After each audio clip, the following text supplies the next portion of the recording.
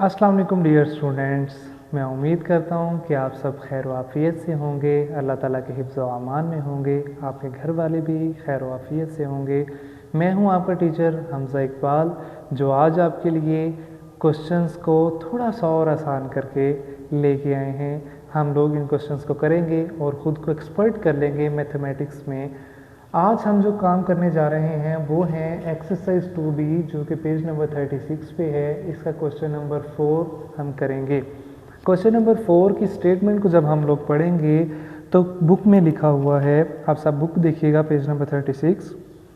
A consignment of fodder can feed 1260 cattle for 50 days. अब देखें, इतना पढ़ के हमें पता चल गया कि ये क्वेश्चन कैसे सॉल्व होगा। क्या ये डायरेक्ट रिलेशन है या इन्वर्स रिलेशन है? तो कैटल का नंबर ऑफ डेज के साथ जो रिलेशन है वो हमेशा इन्वर्स होगा। इतना पढ़ के हमें पता चल गया कि हमने ये इसको इन्वर्स की तरह से सॉल्व करना है। अब क्या क्या करना है वो हम सारी अपनी गिवन इन्फॉर्मेशन से देखेंगे कि क्या क्या हमें दिया गया है। A consignment of fodder can feed 1260 cattle for 50 days, given that all the cattle consume the fodder at the same rate. Find number 1, the number of cattle an equal consignment of fodder can feed for 75 days. अब हमें क्या दिया गया है बेटे? यहाँ पर हमें ये दिया गया है 50 डेज में 1260 कैटल को खाना खिलाया जाता है। हमने आंसर किस चीज़ का बताना है? फर्स्ट पार्ट में हमने आंसर ये बताना है, अगर डेज 75 हो जाएं तो कितनी कैटल को यही खाना खिलाएंगे अगर वो सेम रेट पर खाना खाती रहें। सेम रेट का मतलब कि अगर एक जानवर जो है वो 10 किलो चारा खाता है तो बाकी भी 10-10 किलो ही खाते हैं। ये नहीं है कि कोई 5 किलो खा रहा है, कोई 8 किलो खा रहा है, ताकि हम अपना एक्यूरेट आंसर बता दें जब सेम रेट होगा। तो अब सबसे पहली बात, इस क्वेश्चन में डेज को पहले लिखना है या कैटल को पहले लिखना है? It will only depends on the given statement. Our given statement is find 75 days. जब 75 डेज बनाने हैं तो हम अपने गिवन डेज को पहले लिखेंगे और गिवन कैटल को बाद में लिखेंगे। इस 50 को हमने 75 बनाना है। सिंपल सा रूल वही यूज़ होगा, हम यूनिटरी मेथड यूज़ करेंगे। 50 को 50 से डिवाइड करेंगे ताकि ये 1 बन सके। लेकिन ये क्वेश्चन इन्वर्स का है, इधर 50 से डिवाइड कर रहे हैं तो इस साइड पे जाके 50 से मल्टीप्लाई करेंगे। हम लोग मल्टीप्लाई करेंगे, ये बन जाएगा 1। इस 1 को 75 बनाने के लिए 75 से मल्टीप्लाई करेंगे। अगर इधर 75 से मल्टीप्लाई कर रहे हैं तो इस साइड पे जाके 75 से डिवाइड करेंगे। इसको इससे मल्टीप्लाई करने के बाद 75 से डिवाइड करने तो 840 कैटल ये हमारा आंसर आ जाएगा।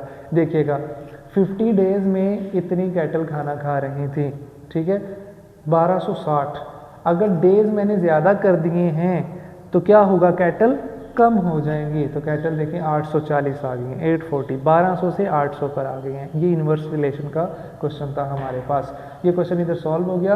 अच्छा, इसमें मैंने क्या किया है कि एक ही स्टेप के ऊपर सारी चीज़ें की। आप ऐसे भी कर सकते हैं, इन दोनों को मल्टीप्लाई करके यहाँ पर लिख लें, जो भी आंसर होगा 75 को उसके नीचे ही लिखेंगे, एट द एंड आंसर यही आ जाएगा। आपके पास दोनों तरीके ठीक हैं, दोनों ऑथेंटिक वेज हैं, जिससे मर्जी आप इस क्वेश्चन को सॉल्व कर सकते हैं। इसका सेकेंड पार्ट देखिएगा, क्वेश्चन नंबर 5 का सेकेंड पार्ट में कहता है The number of days an equal consignment of fodder can last if it is used to feed 1575 cattle। अब हमने किसकी वैल्यू फाइंड करनी है? कैटल की फाइंड करनी है। तो लिहाजा हम अपने ओरिजिनल क्वेश्चन की स्टेटमेंट में से कैटल्स को पहले लिखेंगे, डेज को बाद में लिखेंगे। कैटल्स 1260 थी और उनके लिए डेज कितने थे? 50। ये हमारे पूरे क्वेश्चन, ओरिजिनल क्वेश्चन में ये शामिल था। अब उस क्वेश्चन का सेकंड पार्ट सॉल्व करने के लिए हम 1260 कैटल्स को क्या बनाना चाहते हैं? 1575 कैटल्स बनाना चाहते हैं। वही मशहूर ज़माना बेटे रूल हमारा यूज़ होगा, जो कि है, क्या नाम है उसका? Unitary method. यूनिटरी मेथड में इसको डिवाइड करेंगे 1260 से ताकि ये 1 बन जाए। इधर 1260 से डिवाइड किया, इधर मल्टीप्लाई करेंगे। जब ये 1 बन जाएगा इसको 1575 से मल्टीप्लाई करेंगे और इधर 1575 से डिवाइड करेंगे। इसको इससे मल्टीप्लाई करके जो आंसर आएगा उसको इससे डिवाइड कर दें तो आपके पास 40 डेज आ जाएंगे। ये दोनों मल्टीप्लाई होकर 1575 हो गए। ठीक है बेटे, बिल्कुल वैसे ही क्वेश्चन है जैसे हम लोगों ने कल किया था क्वेश्चन नंबर 2 और क्वेश्चन नंबर 3 के अंदर। इन्वर्स प्रोपोर्शन के क्वेश्चन में जस्ट उलट प्रोसेस करना है, उल्टा प्रोसेस करना है, इधर डिवाइड इधर मल्टीप्लाई, इधर मल्टीप्लाई तो इस साइड पे डिवाइड। सिर्फ हम लोगों ने क्या चीज़, हमारे दिमाग ने हमें जो चीज़ बतानी है वो ये है कि जो चीज़ बनाना चाहते हैं उसको स्टार्ट पे लिखें। उसने कहा 75 डेज का आंसर बताएं, हमने डेज स्टार्ट पे लिख के उसको 75 बना दिया। उसने कहा 1575 कैटल का आंसर बताएं, हमने कैटल को स्टार्ट पे लिख के डेज को एंड पर लिख दिया और अपने क्वेश्चन को खूबसूरती के साथ आसान तरीके से सॉल्व कर लिया। ठीक है बेटे, इसका स्क्रीनशॉट ले लें बेशक, या वीडियो को आगे पीछे करने के बाद आप लोग इसको नोट कर लें और अपनी नोटबुक्स को कंप्लीट कर लें। अब हम लोग बढ़ते हैं क्वेश्चन नंबर। ओके स्टूडेंट्स, अब हमारे पास क्वेश्चन नंबर 5 है। Question number 5 is also an important question. अब आपने देखा है कि इस एक्सरसाइज में से हमारे पास बहुत से इम्पोर्टेंट क्वेश्चन हैं। क्वेश्चन नंबर 2, 3 और 5 मोस्ट इम्पोर्टेंट क्वेश्चन है। इस दफ़ा हमारे पास जब सेकंड टर्म के एग्ज़ाम्स हुए थे तो ये वाला क्वेश्चन लॉन्ग क्वेश्चन के तौर पे आया था। है ये भी बहुत आसान सवाल, आप लोगों की सिर्फ तवज्जो यहाँ पर चाहिए होगी। आप लोग इसकी स्टेटमेंट को ज़रा देखें, लिखा हुआ है at a sports camp there is sufficient food for 72 athletes to last 6 days. Athletes किन्हें कहा जाता है? ये जो हमारे प्लेयर्स होते हैं जो रनिंग भी कर रहे होते हैं या कोई डिफरेंट गेम्स में पार्टिसिपेट करते हैं, वो क्रिकेट में भी कर सकते हैं, वो फुटबॉल में भी कर सकते हैं, लेकिन मोस्टली जो इनका यूज़ किया जाता है वर्ड वो प्लेयर्स के लिए यूज़ किया जाता है। और जो रनिंग करते हैं, जो रनिंग वाली गेम्स करते हैं, वो 100 metre running, 200 metre, 1 kilometre running, ये भी सारे एथलीट्स में शामिल होते हैं। तो जितने भी हमारे प्लेयर्स होते हैं, जो गेमिंग प्लेयर्स होते हैं, उनका हम एथलीट्स बोलते हैं। तो कहता है एक स्पोर्ट्स कैंप के ऊपर 72 एथलीट्स हैं टोटल, और उनके लिए खाना मौजूद है जो कि वो 6 दिन खा सकते हैं। 6 डेज के लिए उनका सफिशेंट फूड है। If 18 athletes are absent from the camp, जो उन्होंने कैंप लगाया था उसमें से 18 एथलीट्स चले जाते हैं, how many more days can the food last for the other athletes, state the assumption made. अच्छा जी, अब हमने क्या बताना है कि अगर हमारे पास 18 एथलीट्स, 18 एथलीट्स उसमें से छोड़ के चले जाते हैं तो क्या होगा, जो बाकी फूड है वो बाकी एथलीट्स में कितने दिनों के लिए मौजूद होगा। ठीक है, बात को दोबारा समझ लें। 72 एथलीट्स का जो खाना है वो कितने दिन के लिए है, डेज के लिए, सॉरी, 72 एथलीट्स टेक 6 डेज। हमने बल्कि हम स्टार्ट इसको क्वेश्चन को कुछ यूँ करते हैं, हम स्टार्ट में इसका बताते हैं कि हमारे पास एथलीट्स रह कितने गए। जो लेफ़्ट थे एथलीट्स 18 ने लेफ़्ट किया था, तो उसके बाद रिमेनिंग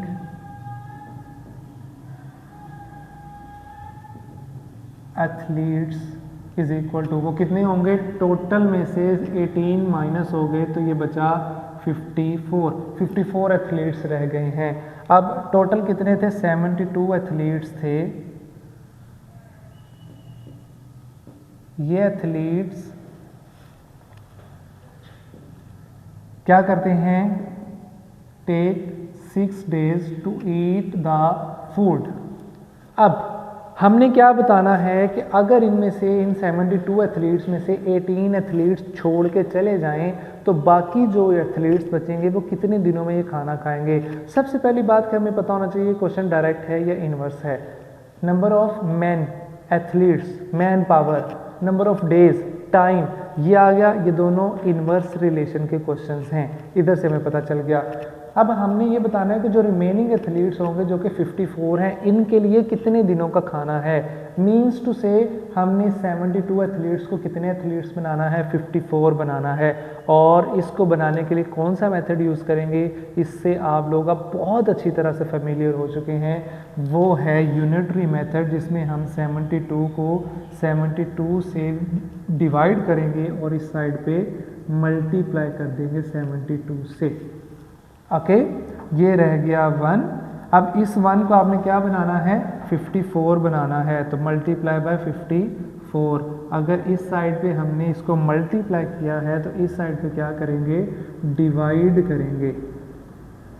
ओके, ये बन गया 54 एथलीट्स टेक, कितने दिन इन्होंने लिए हैं, इन्होंने लिए हैं जी हमारे पास टोटल, इसको जब हम इससे मल्टीप्लाई करके इससे डिवाइड करेंगे तो ये 8 दिन इन्होंने लिए हैं, 8 डेज।